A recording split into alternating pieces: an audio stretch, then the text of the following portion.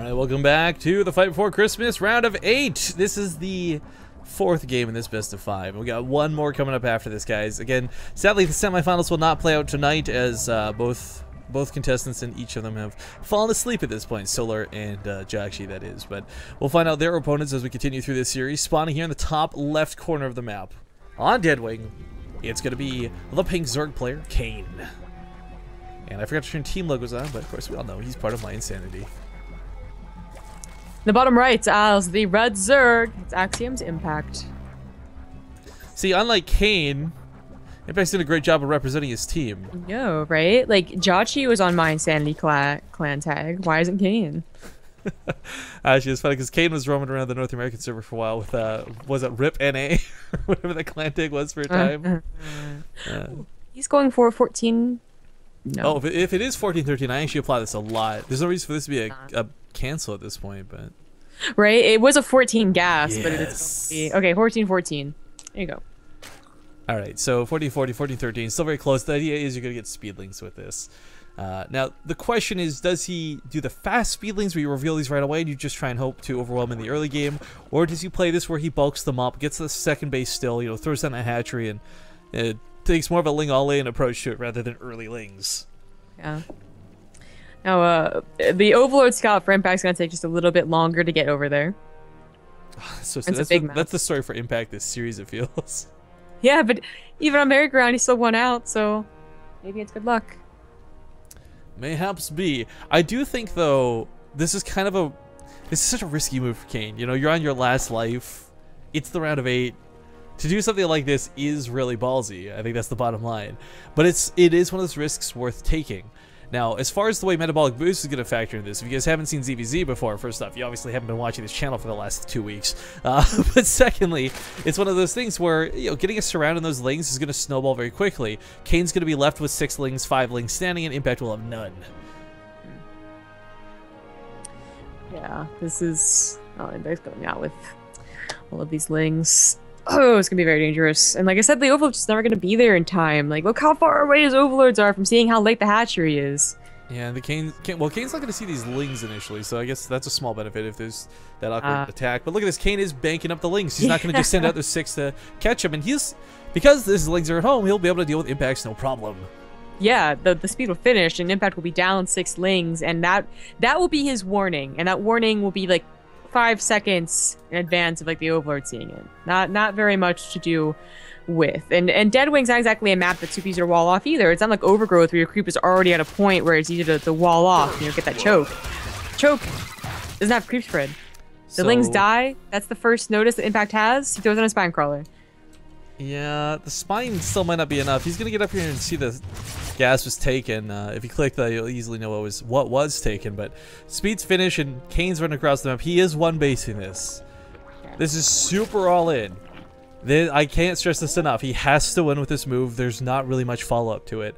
He is throwing down a hatchery, but this isn't a scenario where it's going to be comfortable. Even if he starts droning right now. Impact's got these queens on the ramp. He's got the spine crawler down. It's going to be very difficult for Kane to cause enough damage here. Cancels a spine crawler to reposition it. It was like 75% done. Oh well. Oh well. He'll have Overlords at the National now of Kane to see that, you know, it was taken obviously, but is it being droned? How many drones are down there? And that'll tell him how much Kane is really committing to this. I mean, Impact really had a very nice defense. The scouting wasn't there automatically, but he did have enough of a scouts. And, you know, luckily 3 queens go ahead and block off the ramp that Kane... You know, I guess he was never going to be able to do a whole lot of damage. But you can macro out of it. You know, if he had kept taking gas behind this, he could have possibly had some banelings out, is the thing, too. And had there been banelings out, that certainly changed the dynamic of this a lot. Like, yes, there's a chance to get sniped off, but at the same time, you know, I said this earlier, and I actually take this back. I didn't realize how much Impact had invested into the defense here. I said there wasn't going to be a good scenario where Kane comes out of this. There's not really a macro match. But, you know, with 2 spine crawlers, 3 queens like this, a lot of lings were made. I mean... Kane really forced a lot out of Impact, and that's why we see a somewhat similar drone count right now. Yeah. But whoa, this. I would in any other scenario call this risky, but because he's got speedlings, he's got control of the map. It's risky because he doesn't know if Impact has gas behind this. You know, what if Impact speed is about to finish and he had a Bailey nest? Yeah. It's, you know, it's not exactly like 100% likely, but it could have happened. The counterattack would have been really hard for Kane to hold without his own Baneling Nest, of course. But the game goes on, and Impact throws on a Roach Warren at the front, so Kane can easily scout this and know that he's gonna pretty much get away with that third, no problem. Well, I think one of the big things, too, is if he can get away with this third, I mean, has Impact still not scouted this? No, he's still not seen this. If Kane actually gets away with this third, this is a huge leap forward in this game. Yeah. And they're both going up to Roaches. It's going to be a numbers game.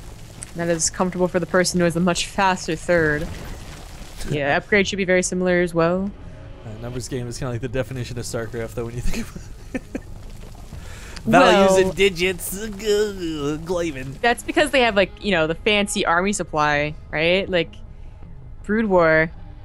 I guess these upgraded things are better than these non-upgraded things. IDK by how? Alright, well, it's probably going to be driven off, and Impact will take his own third. Has he still not scouted Kane's? No, but he's going to in a moment. Now, Kane hasn't gotten crazy leads off of this. This isn't leaps and bounds ahead, but he does have mining off this sooner. It's going to be a little more efficient, and the drone count storming is somewhat similar. But this could very well be a case, like, what we've seen games where, like, a faster third is really great, but it's still, like, it's a very passive game for the most part. The defender's advantage always plays a role, and the slower third just doesn't seem to matter. In fact, sometimes the slower third just have more drones anyways, so when they transfer over, it kind of evens out. Might happen here as Impact gets 16 more drones. Yikes. That is, well, I guess Kane's also jumping on that drone train too, just a little bit later. It's always the ebb and flow of the injects, right? But Kane is the one who's going to be aggressive here. He's got a lot of roaches, but I don't know if this will be enough to bust the spines. That's a lot of energy on these queens. There's a lot of transfuses available to him. Yeah, definitely not busting up that ramp with all of that there. I mean, the queens weren't exactly necessary. That was the minerals and drones that Impact could have had earlier, but damn if they aren't very helpful in defense. So what do you think at this point? Do we see the Roach versus Roach, or do you think Kane or Impact's going to divert to like Hydras or something? I think Kane's going to go in for an infestation pit, Rifkin. Well, I'm glad you QXC'd that response by answering as slow as possible. No shots fired at QXC, guys. This is just a bit of yeah, of course not. Shots are fired. But okay, so I think speaking of QXC, I'm really sad he didn't make it to this. I was really looking forward to him to be in that NA group, but the qualifiers were not in his favor. Yeah, he faced the guys.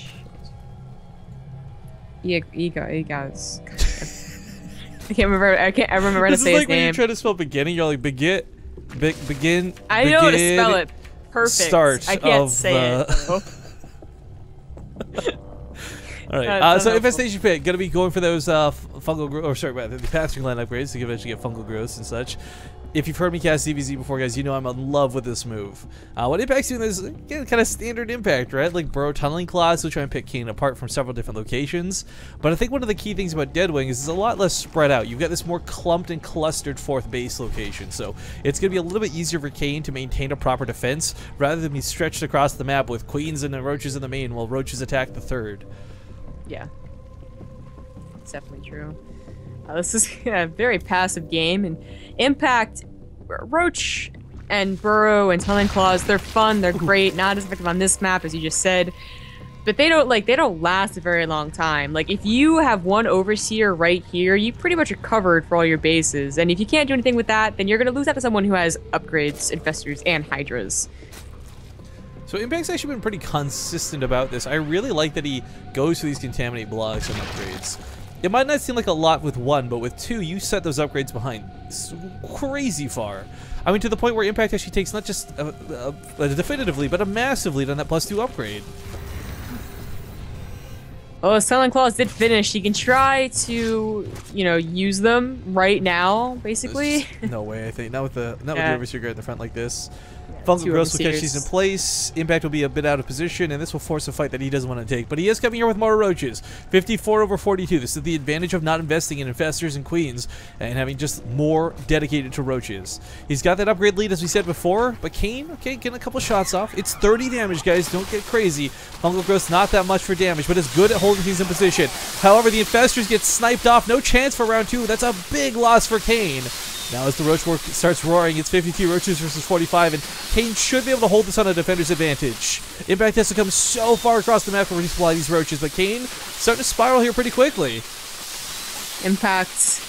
Can't believe he has that upgrade lead. It's about to go away. Kane's so close to finishing, but yeah, Kane's going to hold anyways. Yeah, Kane's going to hold anyways. Defender's advantage is too strong on these bigger maps where you rallying the Roaches, it just takes so long to get that front line. Yeah, Kane tries to go back into Infestors. He lost exactly 3, and he's replacing 3. So it's too bad he couldn't keep those alive.